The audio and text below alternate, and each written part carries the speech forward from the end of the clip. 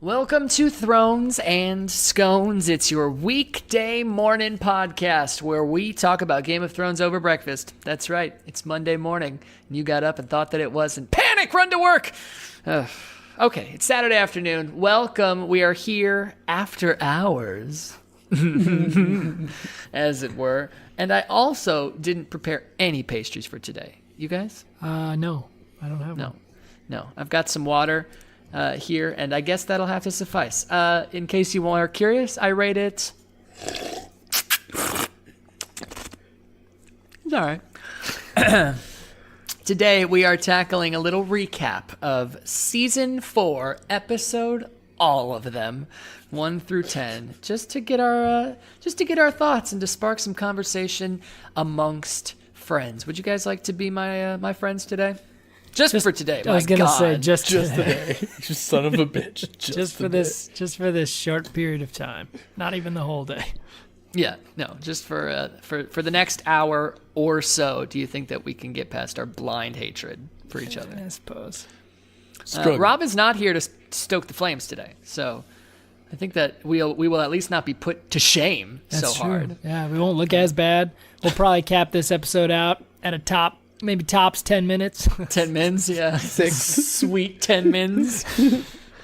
I'm looking. If you do miss that dynamic, just sweet plug right here. I was on this past week's episode of And Rob's Your Uncle with Rob and Tyler, so you could get a fraction of that dynamic. And if you want to see Rob put in his place on his own turf, we might just succeed in that a little bit. So you can find that on And Rob's Your Uncle. Did you talk about Game of Thrones? Very, very briefly. We basically had run by the next time Rob comes on, Tyler's interested in as well, and he was wondering if, instead of watching Game of Thrones to prepare, because he's never seen it, if he could just watch The Sword and the Stone over and over again. You know, that classic animated Disney movie. Gem. Yeah. And I said it'd probably be, quite similar. Not enough boobs. Yeah, you get the main Not themes. enough boobs. Yeah, that's true. Maybe it's just, you put on The Sword and the Stone, and did I say sword? Like a fucking Sword. And then you take your phone and you put it up by the TV on Pornhub, and that way you're getting like a little of both, and it's the perfect mesh that'll do it there. I don't know. Well, how are you going to get the brutal deaths? I mean, I don't know what categories you're searching on Pornhub, but I have no shortage.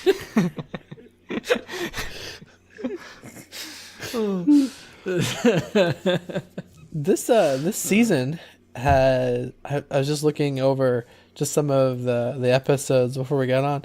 A lot happens. I feel like this season covers a lot more, even though it only covers like half of book 4. No, book 4. Half of book Or 3. And I don't know why I don't remember that. Half of book... I don't remember either. Sorry. I want to say half of book 3. Maybe that's... Yeah. But there's a... It's funny because Joffrey dies in this, and I feel like that was so long ago. Right? Doesn't that seem like a long time now? Well, you have finished the series. Yep, that's true. Again. But yeah, I do agree. And I think it's really the fault of those couple, 2... possibly 3, depending on your opinions, episodes right in the middle that just dragged the whole thing down kind of an awful lot. Yeah. So should we just get to that part pretty quickly? Like season 4, where are we gonna rank this? We need to save that for the end. I need to talk a little bit first. All right, talk shit then. Fine, go. We need to get our mouths rolling. I think if anything, we should kick it off with one of those wonderful RIP segments.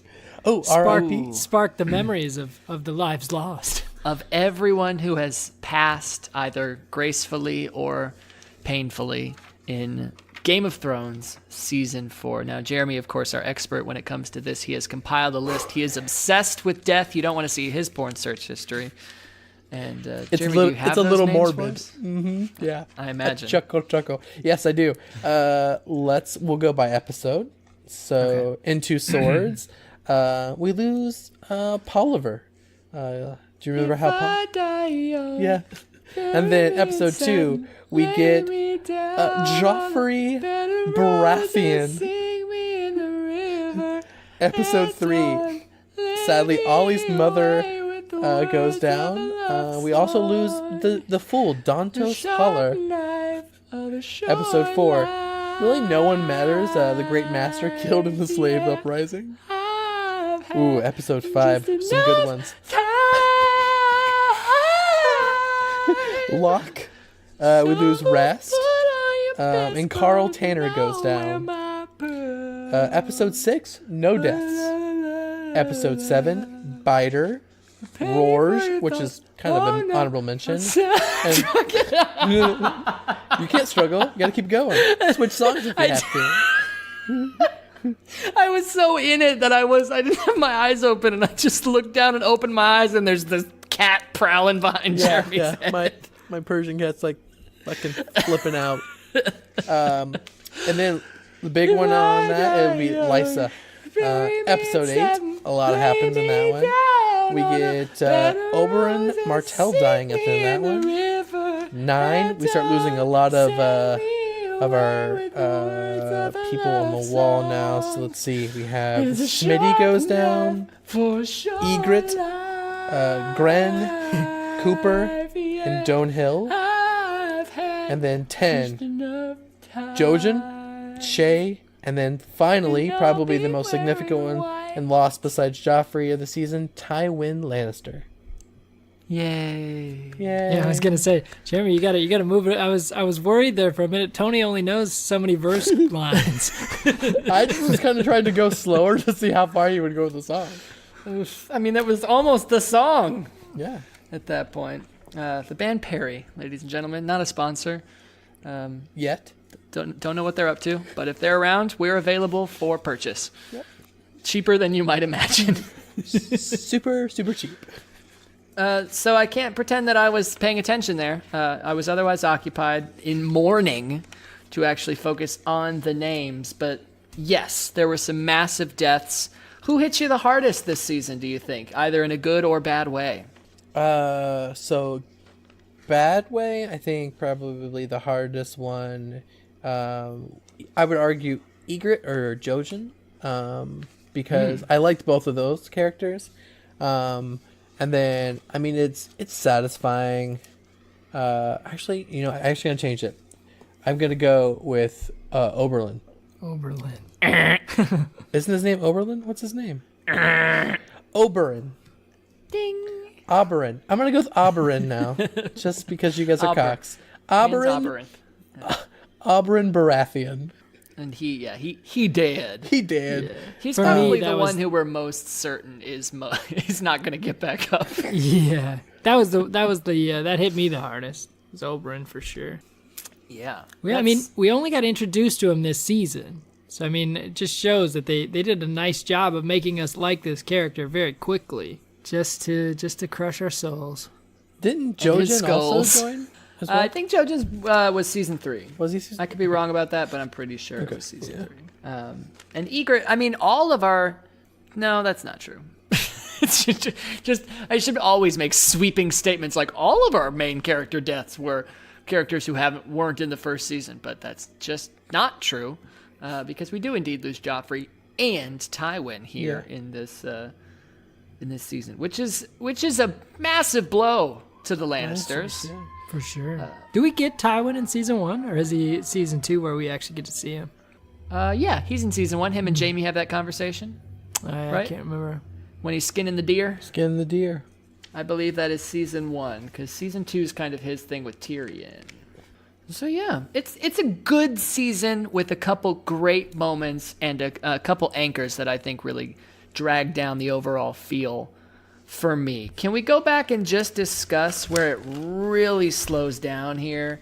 I think that would be season 4, episode 5, a little bit. I mean, we do get Jon making the trek up to Craster's Keep to kind of mess things up. We get a couple nice action things, but everywhere else stuff starts to slow down. Dany decides to just kind of hang out. Lysa gets a little crazy. The Lannisters decide that the most fun thing to do is to talk over tea. And we're like, okay, I bet, this isn't going to be a trend. And then we open the next episode by spending 8 minutes at the bank. Yeah. It's learning pretty quick that, oh shit, maybe it was a trend. And then we're slow for a minute, but we do pick up again, and I'm torn because when we do in episode 8 with the Mountain and the Viper, that is just such an awesome episode for me. Followed by the Watchers on the Wall is just badass.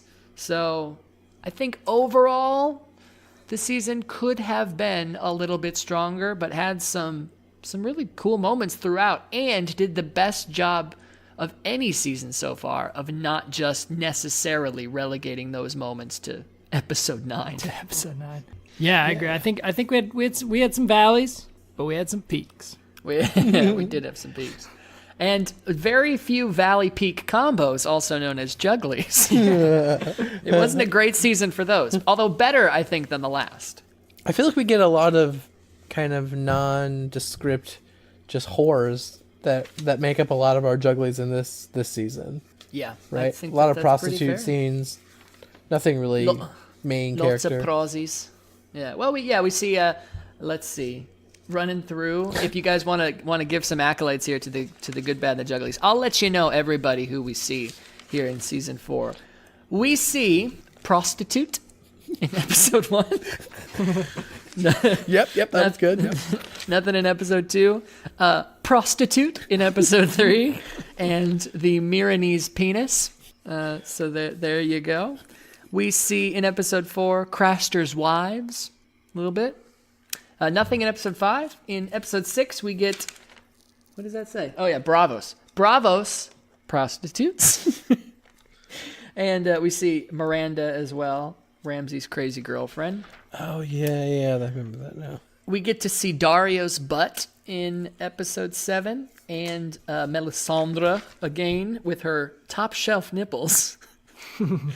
In episode 8, we get Missandei and the ladies in Molestown, which you could call prostitutes. And then, doubling down here, episode 9, episode 10, nothing. I thought we might get a little Children of the Forest side boob, but we don't. So, nothing to really end out the season there. Best scene would probably be the Missandei being a little exhibitionist and Grey Worm being a little perv, right? I'm sorry. I'm not sorry. Me either. I think I'm gonna give it to I think I'm gonna give it to the just for the audacity of that angle of the camera shot. I'm gonna give it to the Miranese penis. just that nice out of focus shot. Really, breaking new territory, breaking new ground here. Yeah, that was tasteful. Hans, if you had to award a GBJ trophy. GBJ. I'd probably, just for the sake of being a little different, I'd probably just award it to one of the Stoots, Just pick a random Stoot. They deserve it. They're not going to be around long for the show, They're in and out. That's very nice In and of out. you, yeah. So give them a career choice. They deserve the accolade. They probably don't get a lot of respect. All I can think of is the ones in Molestown got slaughtered. Let's see, the ones in Bravos got ditched after Davos stole Salador San away. The ones here, let's see, prostitutes. No, those are Molestown as well. They're dead. Lots of them are in rough shape. We don't get anything with Oberyn in this at all? We do, yeah, the King's Landing. Well, I mean, we never see Oberyn. Yeah, but isn't he laying there naked with a lot of people? Or maybe that's the prostitutes. Those are the Stoots. I don't think that he is ever naked, but he's a main character. It was not in his contract to show the goods. Yeah. I'm I'm surprised they don't show the male prostitute in this one. They do. They do? Oh, I don't remember. They do. Okay. They are just like insert nude male guy. He's the only dude that. Yeah. It's like, well, we got one guy on retainer who's willing to bear it all. Here, throw him into this scene with Loras, throw him into this scene with Oberyn. Just make it work. We will. I'll be interested to see where our Good Bad Jugglies talks go next season. I'm a couple episodes in right now, and I have found that they have decided that they love to do like the perspective block of genitals, like where they're like, "Ooh, this guy's very naked," and you can tell, but with the camera panning and the very specific movements of his body, you never quite get it. You get real close, and then the shadowing on everything, like they're being very meticulous with their shots in season 5, and it's driving me nuts. They're really teasing it out of me here. I would say season 4 of the season so far may have been even the most disappointing from the Juggly standpoint. Yeah. The most disappointing, like on a quality level. Yeah, we don't Quality get Danny. and just sheer volume. Well, I know season 3 was 3 pretty low too, but we had half the episodes in season 3 didn't have anything in it, and we only missed 3 episodes in season 4. Okay, No, sorry, so 4 episodes in season 4. a touch more volume. A touch more, but not much. But I feel like lots of orgy scenes. Yeah, and definitely So- less. I'm not trying to think of a good way to word this. Less main characters, I'll say. I will just comment here. I think we've mentioned before that my parents listen to this show. My mom does not follow Game of Thrones, so she just, when she thinks of it, she'll pick an episode, just kind of tune in. And I was talking to her the other day. She's like, I was listening to your season 2 recap the other day. I said, oh, yeah. She said, yeah. I never really thought I'd have to hear my son say frenulum so much. Oh gosh, that was a lovely recap because that was during that one period of drug use. It was indeed. It was indeed. I have actually listened to that recently. That was great. That we should do that more often. So many people have demanded that just blazed out of his mind Jeremy makes a return, and I think we got to give them what they want. I think I'll just mix it with alcohol. Yeah, there you go. There you go. That's respectable. People like that. Speaking of alcohol, I had Transition great. I was just at the grocery store, grabbing some food, Sure. and I just kind of real quick. I'm not a big beer guy. Like I like beer, I drink it, but as far as like knowing all the different types of beer and knowing what they're gonna be like, I don't really know. I know kind of the main types, and I usually just go with that. And so I just grabbed a beer solely based off the packaging at this point because it looked cool, and it didn't say IPA, and not that I dislike IPAs, but I just wasn't feeling the hoppiness. You know, I wanted something a little lighter, something a little easier drinking. We were having burgers, so I was like, I'll just have like a nice like little burger beer, but I wanted something a little higher class than the standard.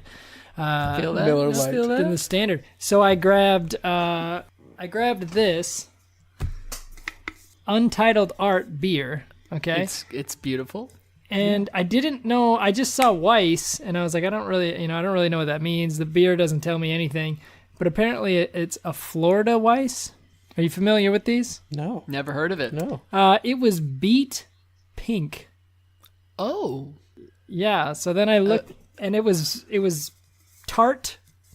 Is it Fruity. sour then? Yeah, it was like so apparently this Florida Weiss beer is it's a sour brewed beer, but they also mix in like fruit and stuff in it to make it, I guess, colorful and fruity and stuff to bring a little sweetness to counterbalance the sour. Mm-hmm. And it was hot trash. Now, it looks like the type of can that would be a 4-pack. It was a 4-pack. All right, so at least you're not saddled with a ton of trash. Yeah, and I've had But you don't Untitled like Art sours, beers. so- I've had I don't like sours. So again, in case you're looking for sponsorship opportunities, Untitled Art, I actually have had your beers before. I've had your New England style IPA, and I think the blueberry IPA. Both delicious. That sounds amazing. Yeah, they were both fantastic. So I've had multiple of their beers before. I've liked them all, and that's why I felt confident in this purchase.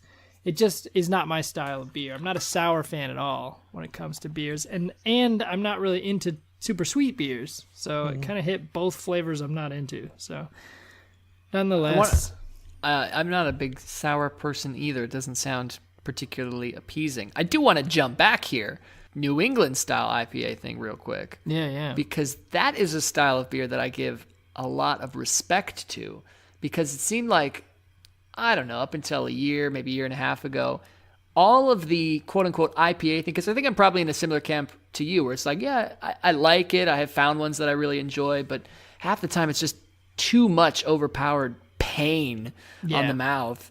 And it's because everything IPA, every gimmick was just, let's see how much hop we can put in the beer before we kill people.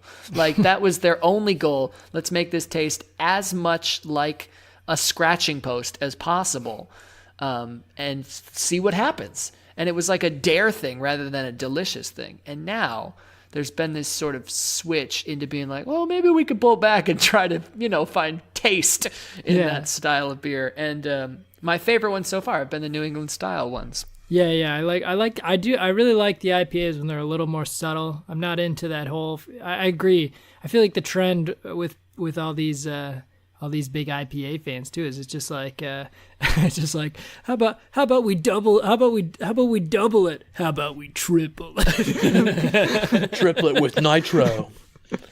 Yeah, exactly. Yeah, so New England style is good. And I think it's interesting you say that, because I still feel like East Coast New England style IPAs still have a lot of hops. Like, if you want a hoppy beer that has some complexity, I think Citra hops or Citra Session IPAs tend to be a lot more variety in the flavors. So I prefer West Coast IPAs a lot more than I've ever enjoyed a lot of like the New England and East stuff. So if you're looking for, I think, like kind of a different, like the blueberry one, that sounds amazing to me. Not because I want blueberry beer, but they tend to get a lot more complexity when they use those fruit flavors. The only beer that I've ever opened and not drank, like dumped it out, was a blueberry, and it was a blueberry stout, to be fair. But it was just so disgusting, and I was already drunk. So if rough. I can't get it down when I'm already buzzing hard, it is not a beer that I enjoy. And since then I've always been put off of blueberry flavored things, but I think that type of thing would be so different. I gotta bounce back in and give it a whirl. But not scones, because we love our blueberry scones. Oh, of course. Of course, yeah. We have blueberry. Massive respect. We have blueberry practically every week. Probably. We're gonna have blueberry more soon. I think it's my next one coming up. Yeah. Yeah. I a little sneak preview. I got a whole wheat buttermilk mango coming up. Oh my God! What? And actually, I was so excited to see the mango flavor at the grocery store. This is the first time this has ever happened. I bought 2. Oh shit! And you haven't even been a fan of the whole wheat ones thus far. No. I did enjoy the whole wheat raspberry, and I actually didn't review it on the show. I remember that was one of the ones I ate during one of our recaps. Oh yeah, I remember that. That's right. You practically scolded me for it. I sconed you. Yeah, but back to the beer, which is really what we're here to talk about. It's what we're here to talk about.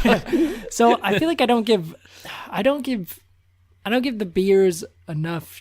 I don't give enough chances to the beers. I feel like, because I'm a big, as you guys know, I'm a big whiskey drinker, right? I very much appreciate complexities, subtle flavors, all this stuff.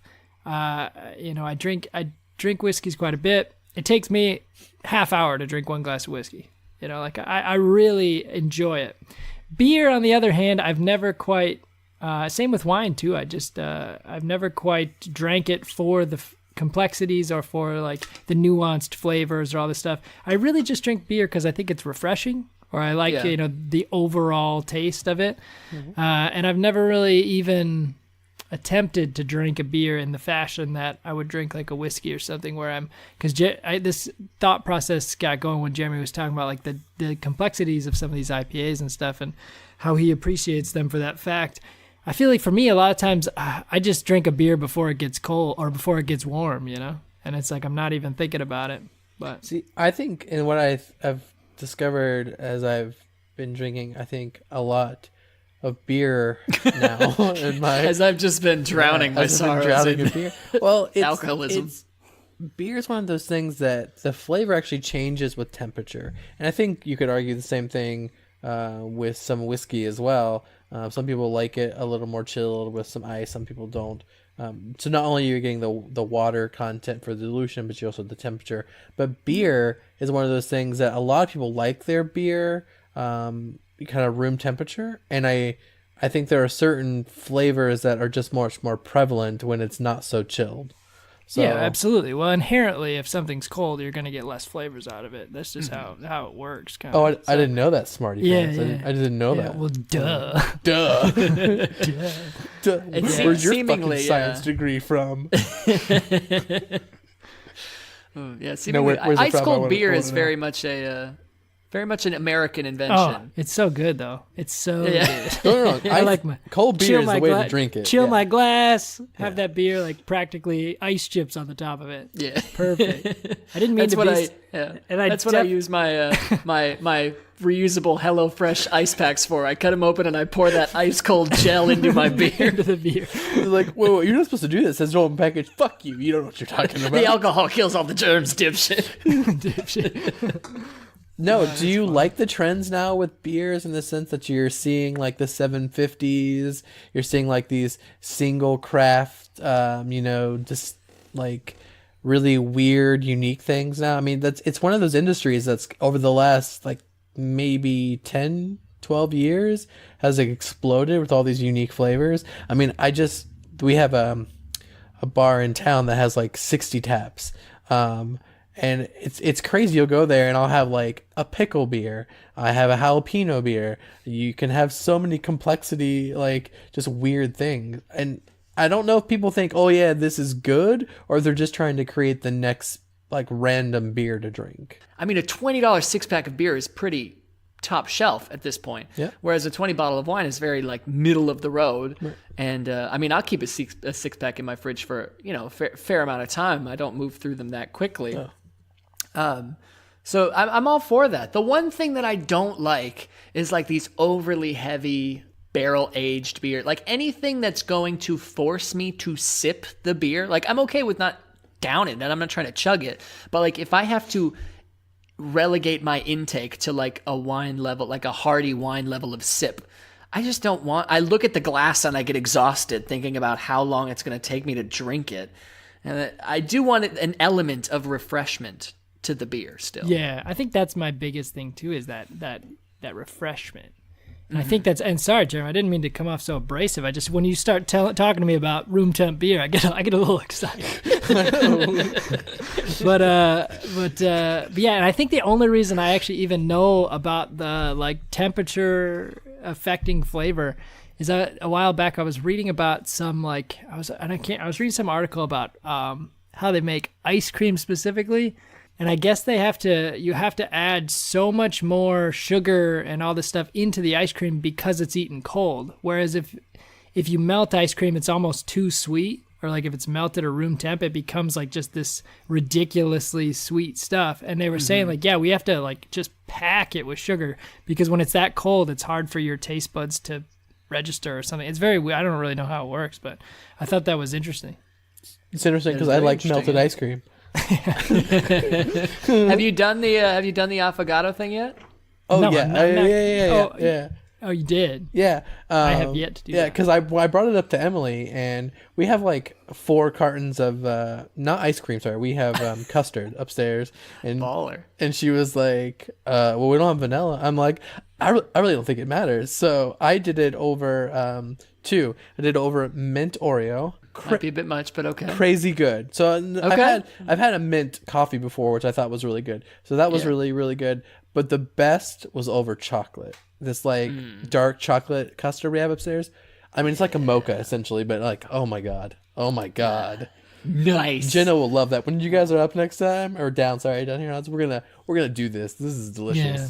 Like I said, Jenna puts her ice cream in the microwave, so she'll. Hey, freaking pouring love coffee that over shit. it just saves us the radiation. But is it any fun without the cancer? I think that's half the battle. I mean, cancer's really half the battle, right? Yeah, I don't know what I mean, we see all these breweries opening and these things. I don't know how long that's going to be. And I do think IPAs are very trendy, and I don't think they're going to last. I mean, just like sours are now kind of becoming like peaking as well, because I feel like all those are so strong flavors. I agree. I think a majority of people drink beer want that crisp mouthfeel, like they want to feel like they're refreshed, something they can have, not full. And a lot of these heavier like triples and double IPAs are they're just too much. The heavy thing is, I'm okay with heavy. You can assault my stomach all you want. I just don't want you to assault my mouth on the way down so much. Like I wanna let you settle okay. If I feel like I have to shit a brick afterwards, that's my problem. Yeah. But like, yeah. Do you guys want to raise a beer here, metaphorically, because I don't have one, to giving out some trophies here for season 4? Yeah, let's get some trophies. Absolutely. What about Tony? What are our categories here? Thank you very much, Hans. Your categories today: Who gained the most in Game of Thrones season 4? I'm just gonna give Tyrion that award, and the reason why is I feel like you've given him the award every time. I think I like it's true. Tyrion. I like Tyrion. It's because we get that monkey off the back, right? You know, put a little end to the father complex. It's done. It's true, but I mean, he definitely also starts next season right off the gate at his lowest point. Does he? I Yes. mean, he's not on trial to die anymore. So I would argue, yes. Okay, we know that he's going through a rough patch, but he's he gets to be in a position that suits him, and we've seen him play that role at King's Landing soon, and now he gets to do it again. So, and he loves that, and he does it well. So I think, Yeah, but that's a season away.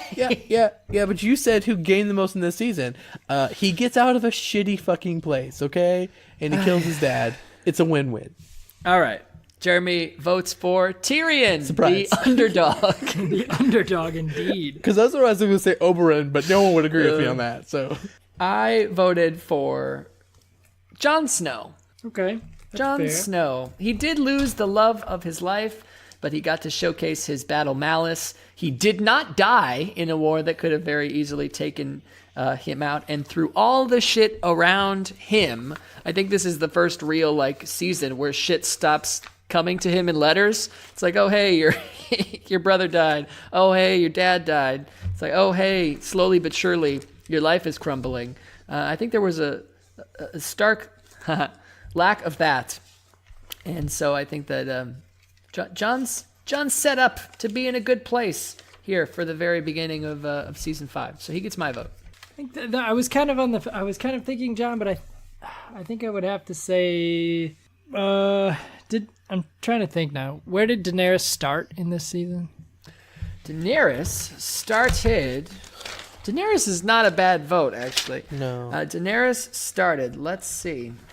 Did she just take Sabers Bay? She's because she pretty much took over. I'm trying to think of exactly how much she took over in this season specifically. Because I mean, for sure, Marine, right? Yeah, for sure, Marine. I don't have. I couldn't remember if we were just at Marine. Danny speaks to the slaves of Marine is the first note that I have, and that's in episode 3. Apparently, I don't like to write anything about Daenerys down. We don't talk about her. We just kind of ignore her. So. Only when she shows her boobs, then Jeremy.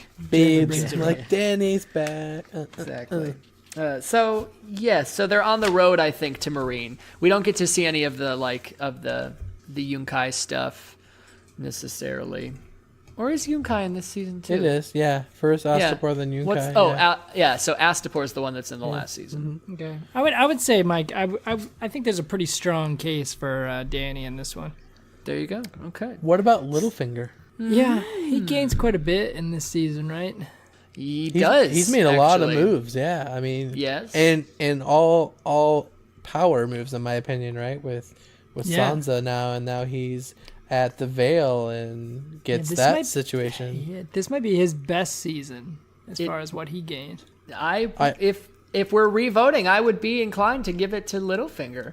Yeah. Yeah, I think that was a good buy. I wasn't even thinking of him. Yeah. Nice thought. Because he's out of King's Landing at this point. He Right. loses his like counterbalance in Varys, and he stops getting checked at every turn. Right. And it's just, It's just his game now. everything's coming up Baelish in Yeah. season 4. I'm sure that won't stop anytime soon. Nope. He's a winner. All right. So congrats, Littlefinger. I will never say that again. Shout out to who is now Ramsay Bolton. Oh, true. Ramsay Bolton. Yeah. He got legitimized, a pretty big thing. He got a castle. He got a reek. He got a new stepmom. He had a busy season. Yeah. I'm not voting him, but I'm just a healthy shout out. Sure. Do we think Tywin Lannister gained a lot this season? I mean, he has 2 crossbow bolts that he did not have previously. It's true. Up until that, do you think you would have argued that he's gaining a lot? In the sense of like where he is politically in power? I mean, like he's getting the debt taken care of by the Tyrell family. He's got, got family on the throne again. He looks like he has 2 of his children marrying off and kind of solidifying those houses. I mean, he is building in this season a lot. They're unhappy about it, but like he definitely has game plan going on. And then of course, he's getting rid of the son he doesn't want. He's getting Jaime to walk away from. I feel like up until episode obviously 10 where he's killed, it looks like this is his season, right? This is like his growth. I think that it's quiet growth. Like it's very steady for the most part, right? Until all the Tyrion stuff. Mm-hmm. I think the point could be argued. Well, I mean, a lot of people that's why I think this is such a good season in that sense. Is there's a lot of people moving, and we're seeing their power plays, and we kind of see that happen. Did John? Man, these seasons are just blending together right now. Did John lose his virginity in this season or the last? I believe that would be I feel like that's season 3. The last. Okay. Because I think like episode 10 of the last episode is when he turns, right? Is that when he gets shot by the arrows? Yeah. Season 3, episode 10. Egret and Jon Snow break up with arrows. So good call. Okay. I was just trying to help the case for Jon there, but I love you. Here's an arrow. Let's flip that coin then. On the other side, your next category.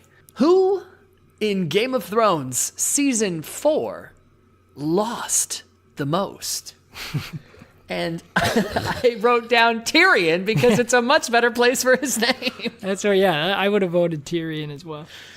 I did throw in brackets though, Cersei, Yeah, because she lost her daddy, she lost her eldest son, her one daughter, who she already did not like being in another place, is now in a place that is potentially hostile toward her.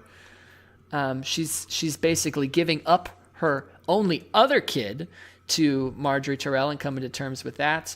And now Tywin is gone. And I think she relishes a little bit this season as well, which is why I'm kind of not sure I want to give it to Cersei, as she kind of just, takes this and runs with it with this weird sort of lust for Jaime, saying that, everything is here and I told father and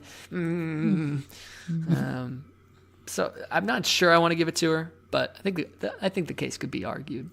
Yeah, I think that that's a tight race between those two, in my opinion. I'm gonna go an individual and then a group. Individual, Sansa.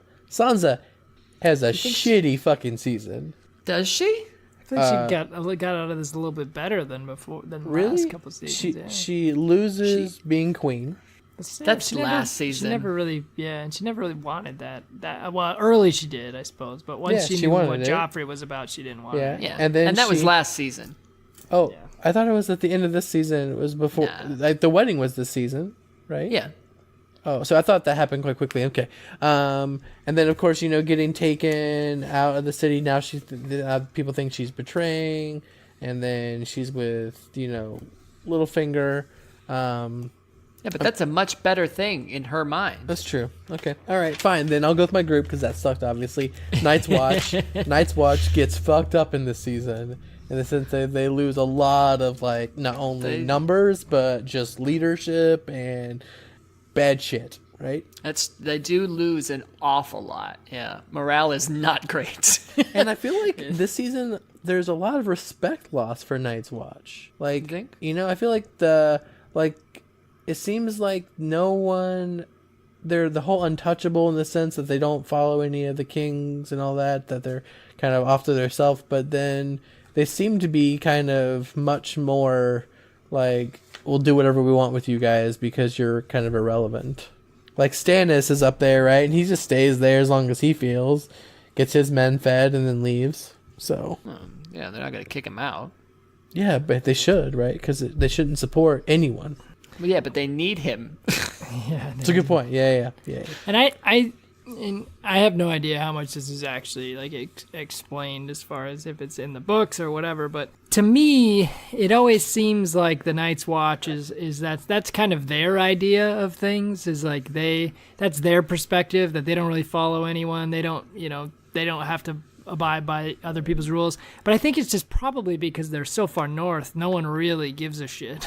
And then it's like everyone else's perspective is more like, well, no, if we tell them to do something or whatever, they do have to do it. It's just like we don't really care or ever think about them. Yeah, it's probably a good assessment. Probably a good It's just assessment, like yeah. no one gives a shit, but then the Night's Watch people are just like, no, we're just too badass. Too cold to give a damn. So, who is your vote, Hans? I was gonna say Tyrion, but then you actually, while you were kind of even just running her for second place, you pretty much almost just sold me on Cersei now. Shit. I think I have to go Tyrion though, because he's really like, he's pretty effed Yeah. at the end of this season. He kills the love of his life and his father. He leaves his brother potentially forever. He leaves the place that he wanted to be at. He's a fugitive. He's broke. He's dirty and gross. And it's a pretty rough spot to be in. All I to hear start off a is season.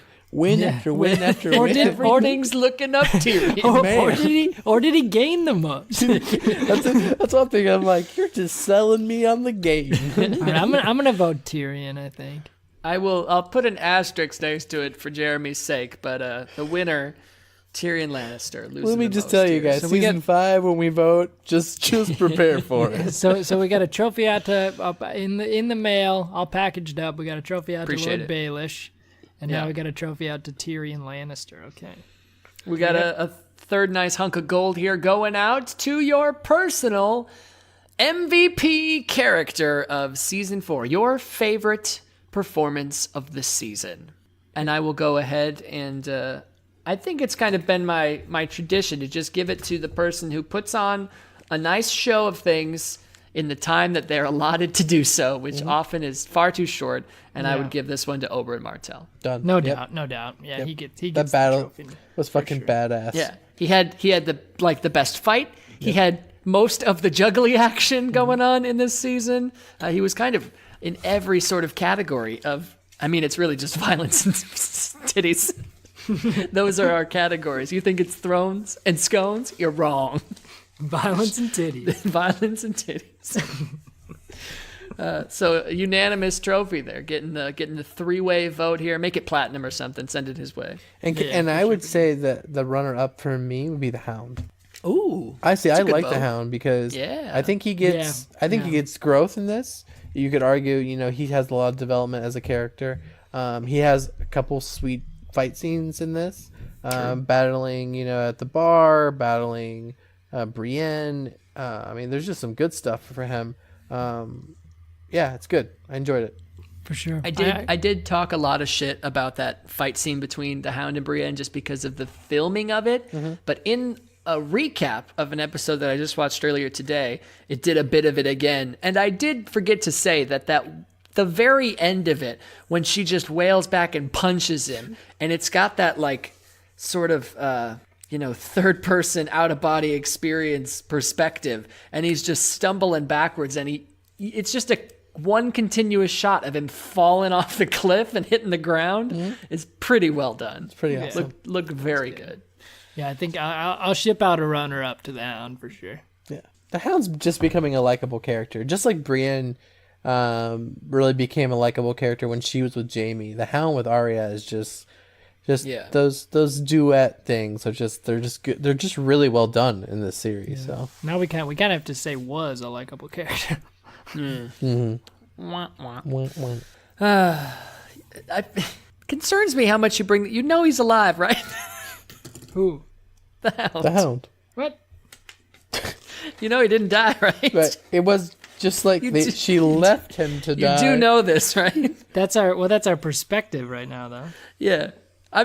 You've said it so many times that I'm wondering if it's like a gag or if you don't know Don't that he's remember him alive. being there. We don't spoil on. We don't Okay, spoil all right. Well, then I'll beep that whole thing out. Beep.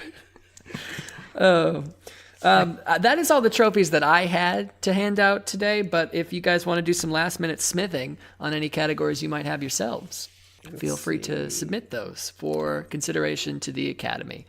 Oscars, by the way, tomorrow night. We still don't have a host announced. I'm sure they'll figure it out. We'll figure it out. It's gonna be Chris. It's gonna be Chris Rock. Chris Rock. All right, I gotta Or trying to Ellen. think. I guess it's not necessarily a trophy, but given that this is the second time around that we've had Tyrion declare trial by combat. Ooh. Say you're in one of these situations, Tony. You're Okay. being accused of a crime you didn't commit. Oh, shit. I knew this would happen. Hypothetically, of course. Yeah. And Sweating already. and the only thing left, you're found guilty. You're going to prison. It's not looking good for you. No. But It you have never was. you have the opportunity to name one of these Game of Thrones characters as your champion for trial by combat, or, of course, you could fight your own battle against A character that I name? Can I name a character? an unnamed Game of Thrones character. Let's say we don't know who it is yet. And it is like rolled for randomly, or what do you mean? No. Like, you're in the world of Game of Thrones. It's just a guy. We just don't know who the other champion is yet. I see. So I can't pick like Little Sam to fight. Or No. Shay. You just get to fight who is your champion, not I knowing see. the opponent. But you have to assume the opponent's going to know what they're doing. These Sure. people really want you in prison, Tony. But I can pick anybody from Game of Thrones? Anybody, yeah. Oh my gosh. Is a there's- dragon a viable choice? No, anybody, any human being. A human being. The mountain? Would you not pick the mountain? Yeah, I was gonna say. I'm trying to think of what was at the tower the knight that was guarding. Sir Arthur Dane? Yes. So are we doing any character that has existed or just ones that are living? So I thought we were just doing any I character. think any character that's existed is fair. Okay.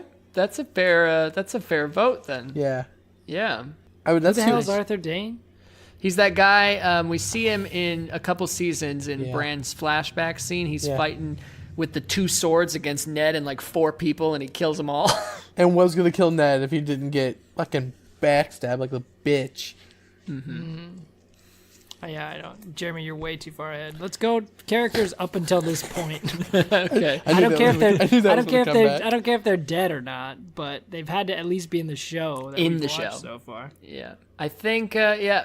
The The problem Mount- is, I think the mountain's a very fair choice, yeah, it's a boring choice, but but probably the safest if you don't want to go to fucking prison. exactly, and that's from really trying not to go to prison at this point.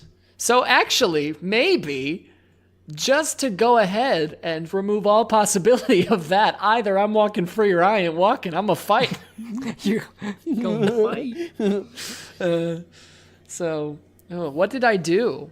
What is my crime? Is this for the thing the other day where I stabbed the pedestrian, It is, yeah. the off-duty cop in the kidney? So I even knew though that would come back to haunt me. even though it was clearly self-defense, right. It's still I coming mean, after you. he didn't commit a crime against me, but I could see the premeditation in his eyes. And had I given him the opportunity, he would have. Yeah, you were just what is it? Tom Cruise or Keanu Reeves? What's the movie where you can see the crimes before they happen, or the program or Denzel Washington? people can see the crimes before they happen? No, not Denzel. Oh, you're talking about Minority Report. Yeah, Minority Report. Okay, yeah. Yeah. All I could think of was Dream Police. That's not it. Was it Minority? Was that Tom Cruise? Was that TC? Yeah, that's Tom Cruise.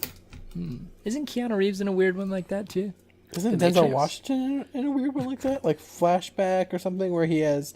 No, what's that called when you see something? Deja vu. Deja vu? Remember that horrible movie? Yeah. Yeah, that was a bad one. But you were going to go with the mountain. Because I would go with... I'll go to the mountain. I have no idea what his name is going to be, but it's one of the giants. Oh, shit. Okay. Yeah, like Yeah. the king, the guy in the wall. If they're Mag. Yeah, Giants, yeah, he yeah, may die, giants, but yeah. he's gonna kill whoever else is there too. That's a great I think point. I think we stretch a bit away from human being when we bring in the giants, but I'm okay with it. I think I mean, that's if fair. I can't have a dragon... Yeah. Well, okay, by that logic, can I have the Night King? I like the Night If King. you go the Night King, yeah. I was gonna make a shitty case for the Night King, given that I did say human being, but I was still gonna bring it up. So do you think Braun could beat the mountain? He turns it down, don't know. obviously. Do you think he could Do take we him? have that? I think We had this discussion a little bit, but I don't know if we fully admitted what we like. If we came to a full conclusion on it, I think at best he had a 50-50 chance. I think he's got a chance. Yeah. Because we've you could throw that dagger and end the mountain if you got a good shot. Yeah. I don't think that, and yeah, I agree. I don't think the mountain is necessarily like, a supreme fighter. I think he's just a massive dude. He's a big old bugger. I think I'd almost have to. I know he's seasoned. He's a little old, but I think on a one-on-one fight, I think Barristan Selmy's got a good chance. He did say, "Your Grace, I've won more single combats than any man alive in this season." So I think I'd have that's to. a solid I think, choice. Yeah, I think I'd just for the sake of picking somebody different, I think I'm gonna have to go with my boy Barristan. So if it wasn't your against boy. the mountain, we would have a lot more options. But if you had to choose someone to fight against the mountain, then it's like you're kind of fucked. It's true. Oh, that's a great point. If I pick the mountain, they can't. Like, I mean, that's my point. It's like I just take the mountain just so he's not on the other. He just slits his own throat. I'm like, oh shit. Oh my god. Well, So if you have to fight the mountain, Tony, in this Me? case, Cersei. No. You get to pick someone to fight the mountain. no. Cersei picks the mountain. She's accusing you of murdering this cop. Oh god, I knew it. Who? Now that you can't pick the mountain, who are you picking? I'm going Barristan. Against the mountain. Yeah, against the mountain. You see, I don't think Barristan has the speed though. He's old. Yeah, but I feel like he's. I don't know. Knowing I what want we to. know, I want to see that fight. I choose Oberyn, and I'm like, hey, FYI, don't fuck around. Like, Yeah, when you kill get him, in, just fucking kill walk him, away. Stab him again. Stop talking to him. Stop talking about raping. Just do your thing. Pitting against the mountain in single combats. The Hound. The Hound. Yeah. Yeah. You I think think Brienne he's could take him? I think. no. Yeah. What? She's I too. get- I don't. She's too trained. in that Why? sense. Yeah, I guess. Although she beat the shit out of the Hound. She did beat the shit out of the Hound. I think the Hound Wasn't motivated. His like ultimate vendetta thing is Yeah. against. Well, I think there was plenty of motivation with him, quote unquote, protecting Arya. No, it's a good. But I think like it's in his head. He's got to kill his brother. As we stand right now. I mean, in later days, I think Arya could take the mountain, but not right now. So do you think that's coming? Do you think the Hound killing the mountain's coming? Yeah. Yeah. And do you think he goes down in a badass way? Like, I'm hoping for like splitting. Do you think it's a head? Do you think it's like takes a limb? Like, how do you think he goes? I don't know. I don't. Do you think he sets him on fire? I'm really hoping for fire. Could be fire. Yeah. He might have to at this Yeah. point. We don't know. Right. It is just a thing to note We're getting ahead of ourselves a little bit, but we do see the mountain, for all intents and purposes, falls at the end of this season. He's not dead, not quite. And Qyburn works real hard, and eventually we will see him rise as this sort of always armored up, seemingly Purple man. zombie mountain. And in the books, he's called Sir Robert Strong, and it is very heavily implied that he does not have a head. Like, they take the mountain's head and they ship it to Dorne as a peace offering, and you can't see it. Like, he's just always wearing a full helm, and it's pretty heavily implied that there's no head. It's just a body. Interesting. So there's some dark forces at work here with And all this we're talking about, of course, is if the Hound is alive. right. No spoilers. If indeed, which he's probably not. I mean, look at that fall.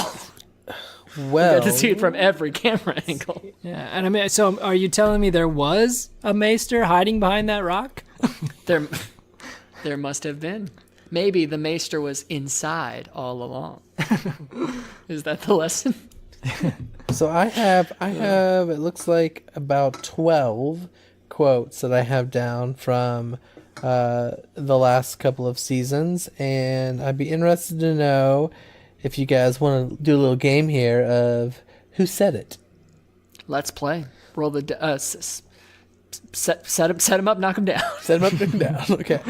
Real good with my trash talk. So we'll start off with a little softball. So we'll give it to Tony because he always gets kind of fucked. Who said power is power? Cersei Lannister. Good. Hans, who'd she say it to? He said It's either Varys knowledge or is power. Lord Baelish. I can't remember. Lord Baelish. It is Lord Baelish. That was a cool part. Can I give multiple answers for everyone and then you Yeah. Yeah. All right. So Hans, yours is the gods have no mercy. That's why they're gods. Ooh. Do you know it, Tony? I think so. But also no. Hans, what do you got? I don't know. I'm gonna pass. Is it the Hound? Cersei. Cersei. Oh. I wouldn't have guessed that. What's the context? She's talking to Jamie, actually. What about this one? There's a beast in every man, and it stirs when you put a sword in his hand. That sounds like the Hound. That does sound like the Hound. It's not the Hound. He loves talking about killing. And how much other people love killing. That would be Jorah. Oh, Khaleesi. There's a beast in the... Yeah, I got that. So this is from not from season 4, but I thought this was one that was good. If you think this has a happy ending, you haven't been paying attention. Tyrion. No, Ramsay. Ramsay. Yeah, good. I'm thinking of if you've come for justice, you've come to the wrong place. If you ever call me sister again, I'll have you strangled in your sleep. You like the Cersei quotes, Yeah, huh? Cersei. Yeah. What about you? You raped her. You murdered her. You killed her children. Is that ever said in the show? I don't. Maybe it's just in the books. Yeah, I'm not sure we ever hear that. Hate's as good a thing as any to keep a person going. Better than most. Ooh. I don't know this either. Apparently I didn't watch this. Apparently I just wasn't watching very closely. I don't know that one. That's the Hound. That's the Hound. Of course, that's the Hound. The one time that we we don't don't say that. Huh? All right, one more. Give me one more. All right. Nothing isn't better or worse than anything. Nothing is nothing. Sansa. Arya. Damn it. I knew it was one of the sisters. Of all the ways I'd kill you, poison would be the last. Mance Raider. Yeah, that was a good one. Good draw. And who says this? Who says this, and who are they referring to? Because we know a couple. He's the toughest man with no balls I ever met. I'm assuming they're referring about. Now I don't know. Grey Worm? Grey I Worm. think it's Dario about Grey Yep, Worm. it is good. Dario version 2 even. Yep. Yeah, Vert 2. Vert 2. And then, of course, probably one of my favorite ones. That's what I do. I drink and I know things. I don't know about that one. Yeah, I'm not sure. Tommen. Tommen Baratheon, version 2. Tommen, definitely. He was a drinker, clearly. I can't wait until next season when we get to see Tommen have sex. It might just be my favorite thing ever. Can we do it again? Let me find my penis and put it in you again.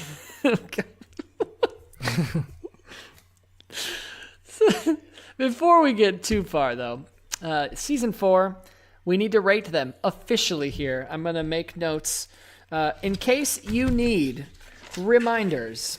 Where we stood at the end of season 3 was Jeremy 3, 2, 1, and then both Hans and I went 3, 1, 2.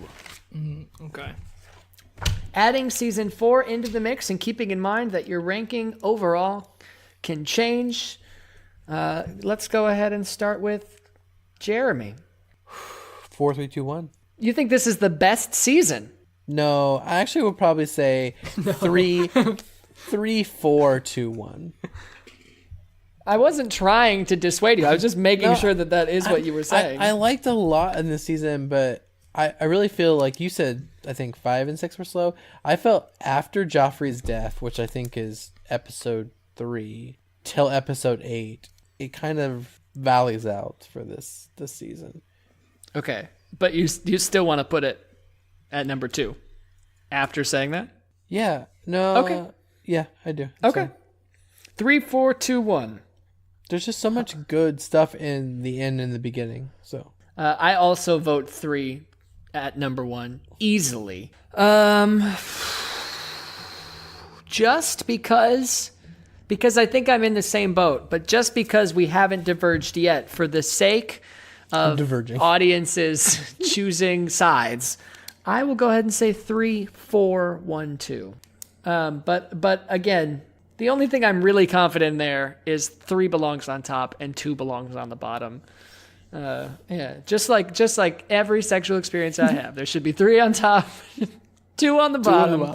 Figure it out. Figure it out. Well, that was our season 4 recap.